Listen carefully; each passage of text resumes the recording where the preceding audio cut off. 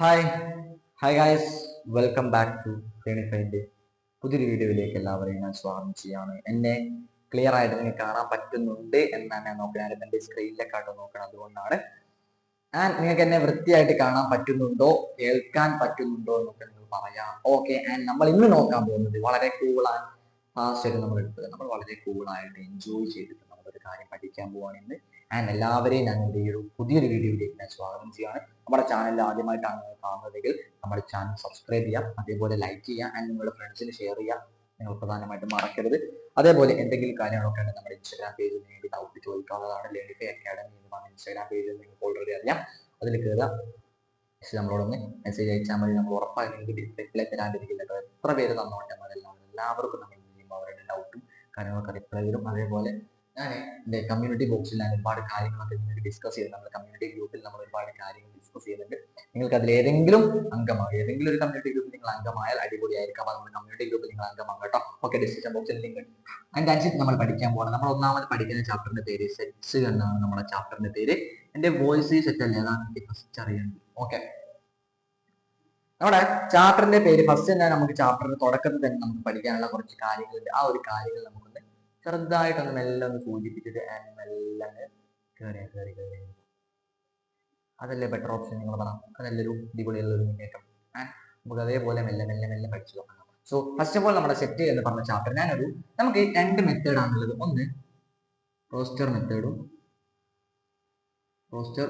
Roster form, പിന്നെ set builder.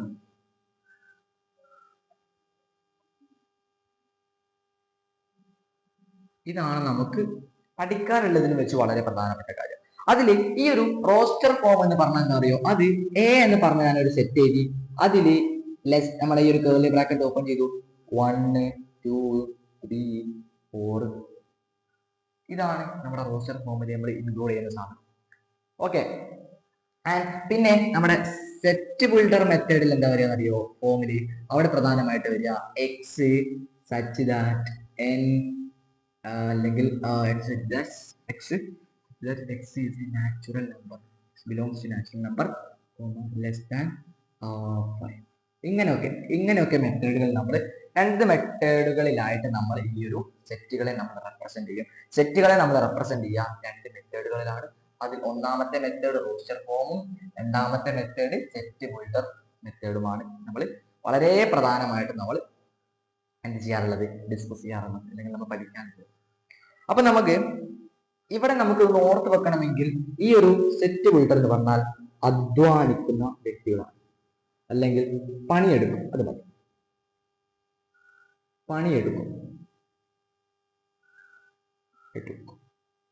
നന്നായിട്ട് പണിയെടുക്കും, നല്ല രീതിയിൽ പണിയെടുക്കുന്ന വ്യക്തികളാണ്. ആൻഡ് സെറ്റ് ബിൽഡർ എന്ന് പറഞ്ഞാൽ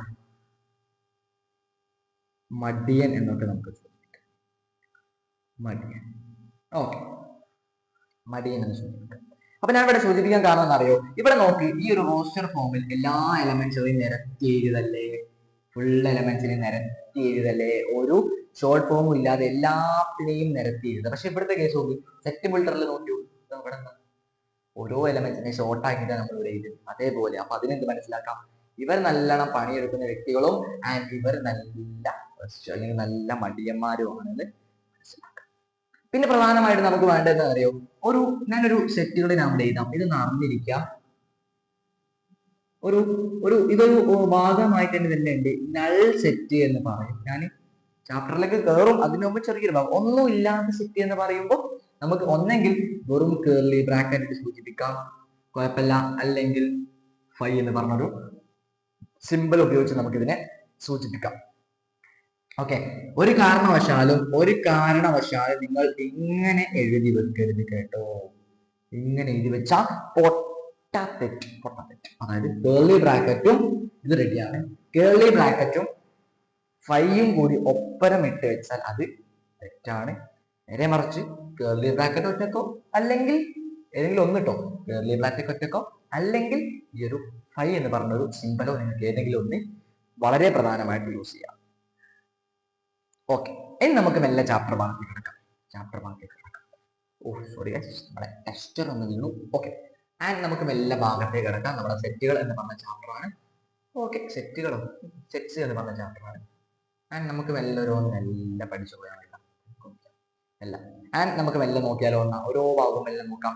ഞാൻ ഒരു സെറ്റ് ഇവിടെ എഴുതാൻ പോവാണ്. A is equal to set 1, 2, 3. 1, 2, 3. A എന്ന് പറഞ്ഞ സെറ്റ് ഞാൻ എഴുതിയിട്ട് 1, 2, 3. അതിൽ ഇൻക്ലൂഡ് ആവുന്ന സെറ്റുകളാണ്. 3 സെറ്റ് വളരെ പ്രധാനപ്പെട്ട ആൾക്കാരാണ്. ആൻഡ് ഞാൻ ഇപ്പൊ പറയാൻ പോകുന്ന സിമ്പിൾ എന്ന് പറഞ്ഞാൽ ഈ ഒരു സിമ്പിളാ, എപ്സിലോൺ എന്നൊക്കെ പറയും, അല്ലെങ്കിൽ ബിലോങ്സ് ടു, അതിലുള്ള ഒരാള് ബിലോങ്സ് ടു എന്നൊക്കെ ബിലോങ്സ് ടു, അതാണ് നമുക്കിവിടെ. അപ്പൊ ഞാൻ ചോദിക്കട്ടെ, ഞാൻ എഴുതാ ഒരു കാര്യം 1 എപ്സിലോൺ അല്ലെ 1 ബിലോങ്സ് ടു എ, അതായത് 1 എന്ന് പറയുന്ന ഒരു എലമെന്റ് അത് പറയുന്നില്ല. അതായത് ഈ ഒരു കേർലി ബ്രാക്കറ്റിന്റെ ഉള്ളിലിരുന്ന ഇവരെ നമ്മൾ പറയുന്ന പേരാണ് എലമെന്റ്സ് എന്നാണ് പറയട്ടോ. എലമെന്റ് അല്ല എലമെന്റ്സ്, ഒന്നിലധികം എലമെന്റ്സ് എന്നാട്ടോ പറയാ. അതൊന്ന് ഓർത്ത് വെക്കുക, അവരെ എലമെന്റ്സ് എന്നാണ് പറയാ. വലിയ കുഴപ്പമില്ല. ഓക്കെ, അതായത് ഇത് എഴുതിയത് ശരിയാണോ അല്ലയോ? 1 എന്ന് പറഞ്ഞാൽ എ എന്ന് പറയുന്ന സെറ്റിലുള്ള ഒരു എലമെന്റ് ആണ് അല്ലേ? ഇവിടെ നോക്കി, ഇവിടെ ഒന്നുണ്ട്. ആ 1 എന്ന് പറഞ്ഞാൽ എ എന്ന് പറയുന്ന സെറ്റിന്റെ പേര് എ എന്നാണ്. ഈ എയിലുള്ള ഒരു എലമെന്റ് അല്ലേ 1? അപ്പൊ അത് റെഡി അല്ലേ? റെഡിയാണ്. അപ്പൊ അടുത്ത് നോക്കിയോ, ഇത് റെഡിയാണോ തെറ്റാണോ? ഇത് റെഡിയാണോ തെറ്റാണോ? നിങ്ങൾ പറ.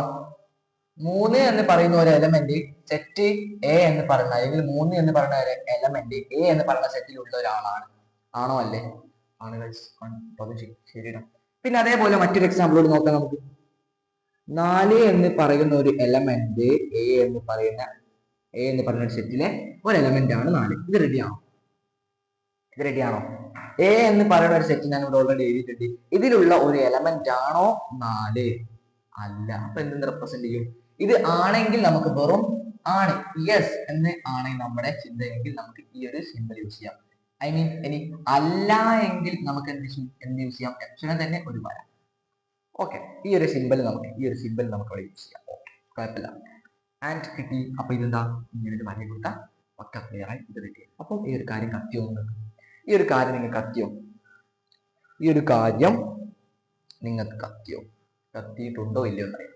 ഓക്കെ, ആൻഡ് നമുക്കൊരു ചോദ്യം ചെയ്യാം, ഒരു പ്രീവിയസ് ഇയർ ചോദ്യം ചെയ്യാം കേട്ടോ. ഇതിനെ ബേസ് ചെയ്തിട്ടുള്ള ഒരു പ്രീവിയസ് ഇയർ എക്സാമിന് എക്സ്പെക്ട് ചെയ്യാൻ സാധിക്കുന്ന 1 or 2 മാർക്കിന് എക്സ്പെക്ട് ചെയ്യാൻ സാധിക്കുന്ന വളരെ മനോഹരമായ ഒരു ചോദ്യം, വളരെ മനോഹരമായിട്ടുള്ള ഒരു ചോദ്യം.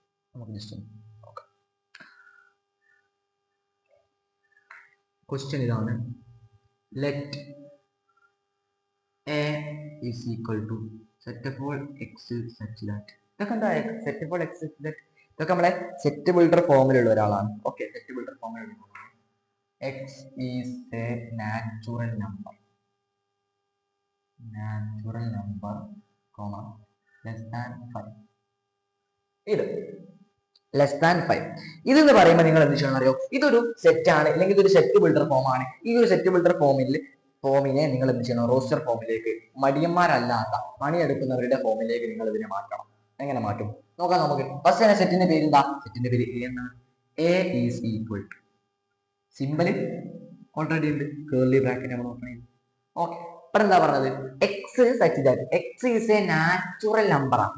നാച്ചുറൽ നമ്പർ എന്ന് പറഞ്ഞാൽ നമുക്ക് എണ്ണാൻ പറ്റുന്നത് 1, 2, 3, 4 അങ്ങനെ 5ൽ കുറവ്. അപ്പൊ 5 അതിലുണ്ടാവും. ചോദ്യം ഇവിടെ പറഞ്ഞത് X is a natural number. X എന്ന് പറഞ്ഞാൽ നമുക്ക് എണ്ണാൻ പറ്റുന്ന ഒരു നമ്പറാണ്, നാച്ചുറൽ നമ്പർ ആണ്. ലെസ് ദാൻ 5 എന്ന് പറയും. ലെസ് ദാൻ 5ൽ കുറവ്. അപ്പൊ 5 ഉണ്ടാവോ? 5ൽ കുറവാണ്. അപ്പൊ 5 ഉണ്ടാവില്ല. അപ്പൊ എന്ത് ചെയ്താം? 1, 2, 3, 4, 5 ആണോ? വേണ്ട. അപ്പൊ ക്ലോസ് ചെയ്യാം. ശരി, ഇതാണ് നമുക്ക് അതിന്റെ ആൻസർ. കത്തിക്കണോ എന്ന് പറയാമോ? കത്തിയിട്ടുണ്ടോ? Let A is equal to X set of all X such that X is a natural number less than 5. 5ൽ കുറവായിട്ടുള്ള ഒരു നാച്ചുറൽ നമ്പറിന്റെ ഒരു സെറ്റ് എഴുതാൻ പറഞ്ഞാൽ നമുക്ക് ഇങ്ങനെയാണ്. ഇനി നേരെ മറിച്ച് ഇതിനെ നമുക്ക് നേരെ ഇങ്ങനെ ഇതിലേക്ക് മാറ്റണം. അപ്പൊ ഞാൻ അതിലേക്ക് ഒന്ന് കൺഫേം ചെയ്യാൻ വേണ്ടിയിട്ട് ഞാൻ ഒന്ന് മാറ്റാണ്. കോമ 5 ഡോട്ട് അല്ലെങ്കിൽ ഡോട്ട് ആവശ്യമില്ല 5,6 ഇത്ര ഈ ഒരു സെറ്റ്. ഈ ഒരു സെറ്റിനെ കൺവേർട്ട് ചെയ്യാം. കൺവേർട്ട് ചെയ്തോ. കൺവേർട്ട് നമ്മുടെ ഇതിലേക്കാണ് കൺവേർട്ട് സെറ്റ് ബിൽഡറിലേക്ക് കൺവേർട്ട് ചെയ്തോളി. ഈ ഒരു ചോദ്യത്തെ നേരെ കൺവേർട്ട് ചെയ്യാൻ സെറ്റ് ബിൽഡറിലേക്ക്. അപ്പൊ ഇതിനെ നമ്മളിവിടെ ആൻസർ മാറ്റി. അപ്പോൾ A is equal to set 1 2 3 4. Okay, നമ്മൾ അതിലേക്ക് കൺവേർട്ട് ചെയ്ത് വലിയ കുഴപ്പമില്ല. ആൻഡ് ഇവിടെ നോക്ക്, ഇതിനെ നമ്മൾ നേരെ സെറ്റ് ബിൽഡറിലേക്ക് മാറ്റണം. അങ്ങനെയെങ്കിൽ A is equal to set of all X such that. രണ്ട് പുള്ളിയുണ്ട്, രണ്ട് വരയിട്ട് നമ്മുടെ രണ്ട് പുള്ളിയാണ്. ആൻഡ് എക്സ് എന്താണെന്ന് പറയണ്ടേ? എക്സ് ഈസ് എ എന്താണ്? 1 2 3 4 5 നാച്ചുറൽ നമ്പർ. നാച്ചുറൽ നമ്പർ അല്ലെങ്കിൽ എന്നെ ഒന്നൊക്കെ കേട്ടോ, കുഴപ്പമൊന്നുമില്ല. ഓ സോറി, എന്നിന് നമുക്ക് നാച്ചുറൽ നമ്പർ ഷോർട്ട് ആയതുകൊണ്ടാണ് എന്നെ എഴുതി. Okay, X is a natural number എഴുതി. എത്രയിൽ കുറവാണ്? 1 2 3 4 5 6. 6ൽ കുറവാണോ അതോ 7ൽ കുറവാണോ? യെസ്, 7ൽ കുറവായിട്ടുള്ളതാണ്. ലെസ് ദാൻ 7 എന്ന് എഴുതാം. ഇങ്ങനെ കഴിയും.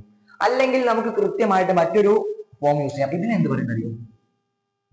ഗ്രേറ്റർ ദാൻ എന്നാണ് മറ്റേ ലെസ് ദാൻ.